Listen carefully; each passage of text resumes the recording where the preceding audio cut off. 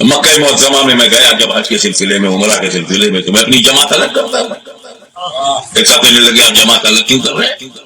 میں کہا میں یہاں حج کرنے آیا ہوں، نماز خراب کرنے نہیں. یہ حج یہی ہوگا، نماز تو انڈیا میں بھی مل جائے گی، حج انڈیا میں نہیں ملے گا. تو جو یہاں ہے وہ پرفیکٹ ہونا چاہیے، پیور ہونا چاہیے. اور جو میرے ساتھ انڈیا تک چلے گا وہ تو نماز انڈیا ہے، روزہ بھی انڈیا میں ہے، زکات بھی انڈیا میں، وہ ہم دیکھ لیں گے. یہاں برباد کرنے نہیں آئے. بتاؤ عثمان کے قاتل کے پیچھے صحابہ نے نماز نہیں پڑھی؟ عثمان کے قاتل کے پیچھے صحابہ نے نماز نہیں پڑھی، مسجد نبوی چھوڑ دی.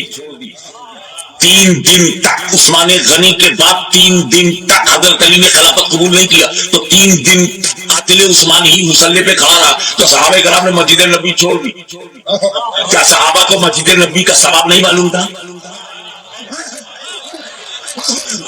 یہ جو تم کہتے 50,000 کا سوال ہے، 50,000 کا سوال ہے، ابھی امام نہیں دیکھے گا. امام اگر مسجد نبوی میں غلط ہو تو جماعت چھوڑنا سنت صحابہ ہے. کیا ظلم و ستم ہے. میں نے خود اپنے کانوں سے ایک کلپ سنا کہ مسجد نبوی کے امام کے پیچھے نماز نہیں ہوتی، یہ گستاخ رسول. کیا میرا رب اتنا کمزور ہو گیا ہے؟ میں تو اپنی مسجد میں اپنے کسی مخالف کو کھڑا نہیں ہونے دیتا ہوں. تو میرا رب اتنا کمزور ہو گیا کہ اپنے حبیب کے مصلی پر اسی کے گستاخ کو کھڑا کر دیا. اپنے گھر میں حرم بیت اللہ جہاں ایک نماز 1 لاکھ کے برابر، وہاں ایسے آدمی کو کھڑا کر دیا جو اللہ کے رسول کا گستاخ ہے. نہیں بھائیو، یہ ان بھائیوں کو کسی نے گمراہ کر دیا ہے، کسی نے بھٹکا دیا ہے. اس لیے میں ہاتھ جوڑا کرتا ہوں نوجوانوں سے آپ کہ خود قرآن پڑھو، خود قرآن پڑھو، خود قرآن پڑھو. چونکہ ترجمے موجود ہیں، ہر زبان میں قرآن کا ترجمہ موجود. پڑھو تو صحیح، میرا رب کیا کی جان. کھول کے نہیں دیکھتے ہو. اپنے نبی کی زندگی پڑھو، اپنے نبی کی سیرت پڑھو، اپنے نبی کی حدیث پڑھو، تمہیں خود پتا چلے گا کہ وہ ہستی کیا فرما رہے. پھر تم بیٹھنے والے کو پکڑ سکتے ہو، جناب کی بولی جان دے. اب آپ کو پتہ ہی کوئی نہیں وہ کیا کہہ رہا ہے، کہاں سے کہہ رہا ہے. یہ تو 2 نمازیں اکٹھی کرنے کا مسئلہ ہے، یہ بھی احناف کے خلاف آج کل بہت اچھالا جا رہا ہے کہ حدیث میں تو آتا ہے نبی نے سفر میں 2 نمازیں اکٹھی پڑھی، حدیث میں تو آتا ہے نبی نے سفر میں 2. اور ابو حنیفہ کہتے ہیں نہیں، نماز کو آپ اپنے ٹائم پہ سفر میں بھی قضا نہیں کر سکتے. اس کا بھی یہی وجہ ہے کہ نمازوں کو اپنے وقت پہ پڑھنا یہ تواتر سے ثابت ہے. قرآن میں جگہ جگہ کہ اہل ایمان اپنی نمازوں کی حفاظت کرتے ہیں. حفاظت کا مطلب کیا پڑھتے ہیں؟ حفاظت کہتے ہیں ٹائم کے اندر اندر ضائع کرنا، ٹائم گزار دینا ضائع کرنا کہلاتا ہے. اس سے ہر نماز مراد ہے. اتنی زیادہ احادیث ہیں اور خود قرآن کی آیت ہے کہ میدان جنگ میں بھی تم گھوڑے پہ بیٹھ کے نماز پڑھ لو، پیدل نماز پڑھ لو. اللہ بتاتا ہے کہ اے اللہ تو یہ حکم کیوں دے رہا ہے کہ میدان جنگ میں اگر گھوڑے پہ نہیں پڑھ سکتے زمین پہ کھڑے ہو کے پڑھ لو، پیدل پڑھ لو. چھوڑ کیوں نہیں دیں ہم اس کو؟ نماز مومنین پر مقررہ اوقات میں فرض ہے. اگر ایک نماز کو دوسرے نماز پہ پڑھنے کی اجازت ہوتی تو اللہ مجاہدین کو اتنی ٹینشن میں ڈالتا. رہا یہ مسئلہ کہ پھر ان حدیثوں کا کیا مطلب ہے جس میں آتا ہے نبی نے 2 نمازیں اکٹھی پڑھی ہیں.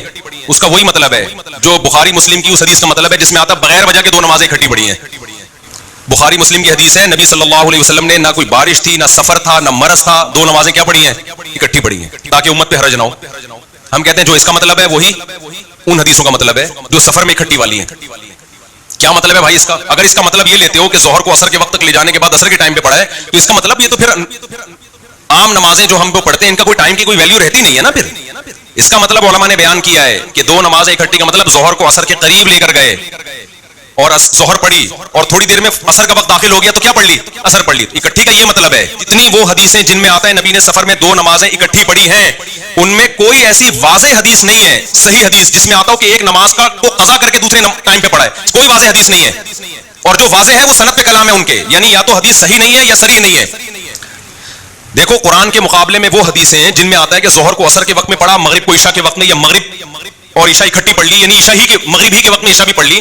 ایسی کوئی حدیث واضح نہیں ہے جس میں واضح یہ مضمون ہو کہ ایک نماز کو دوسرے ٹائم پہ داخل کیا ہے. اور جو حدیثیں واضح ہیں وہ سند کے لحاظ سے ان پہ کلام ہے. تو اس لیے ابو حنیفہ کہتے ہیں قرآن کے مقابلے میں، قرآن کہتے ہیں ہر نماز اپنے ٹائم پہ ہوگی، اس کے مقابلے میں جو حدیثیں آ رہی ہیں وہ قرآن کے ٹکر کی نہیں ہے، یعنی صحیح نہیں ہے. جس میں آتا ہے نا 2 نمازیں نبی نے قضا کر کے پڑھی ہیں تو صحیح نہیں ہے، اور جو صحیح ہے وہ صحیح نہیں ہے. اور ویسے بھی ایک دیکھو اللہ تعالیٰ نے سفر میں 4 کی 2 کیوں کر دی؟ تاکہ اپنے ٹائم پہ ہو جائے، قضا کرنے کا بہانہ آپشن نہ رہے. تو یہ رخصت دی ہی اس لیے تاکہ نمازوں کی حفاظت ہو. میرا مقصد دوسرے مجتہدین پہ طنز کرنا نہیں ہے. دیگر ائمہ قائل ہے کہ 2 نمازیں سفر میں اکٹھی پڑھ سکتے ہیں. ہمارا مقصد طنز کرنا نہیں ہے. ہمارا مقصد یہ بتانا ہے کہ آپ جو ابو حنیفہ کو سمجھتے ہو نا کہ ان کے پاس علم نہیں تھا, بخاری مسلم کی حدیثوں کا انکار کیا, آپ سے زیادہ علم تھا, بس یہ بتانا مقصد ہے. باقی آپ کو جو سمجھ میں آ رہا ہے آپ کرتے رہے, ہمیں کوئی تکلیف نہیں ہے.